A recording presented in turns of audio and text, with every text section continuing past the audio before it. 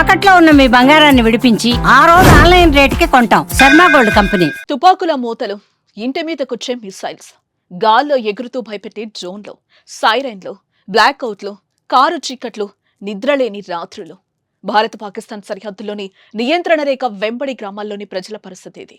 గత 19 రోజులుగా బిక్కుబిక్కుమంటూ భయంతో బతుకుతున్నారు. సీజ్ ఫైర్ తర్వాత అలజడి తగ్గి ప్రశాంత వాతావరణాన్ని చూస్తున్నారు. కానీ లోపల మళ్లీ ఏమవుతుందనే భయంతోనే ఉన్నారు.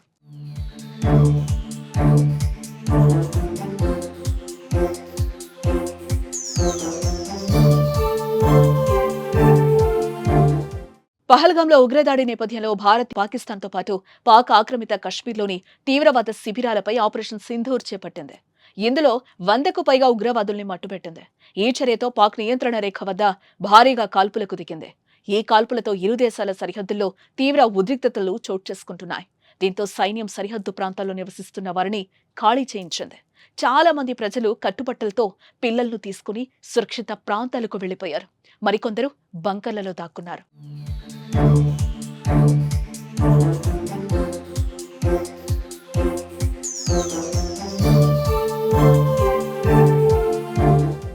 అయితే రోజుకు భారత్ కాల్పులను భారీగా పెంచడంతో ఇళ్ల మీదకి తూటాలొచ్చాయి.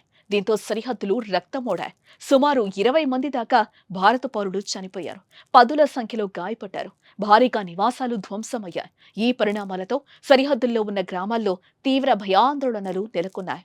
అయితే భారత్, పాకిస్తాన్ మధ్య శనివారం కాల్పుల విరమణ ఒప్పందం కుదరడంతో ఆదివారం నుంచి ప్రశాంతమైన వాతావరణం నెలకొంది.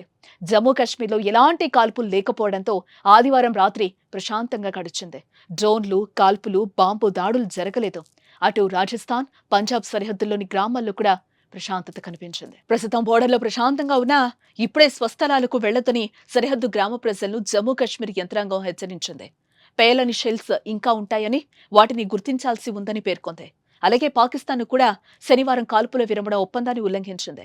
అందుకే పరిస్థితులు పూర్తిగా కుదుట పడ్డాక వెళ్లాలని, ఊళ్లలో ఉండేవారు అప్రమత్తంగానే ఉండాలని సూచిస్తున్నారు.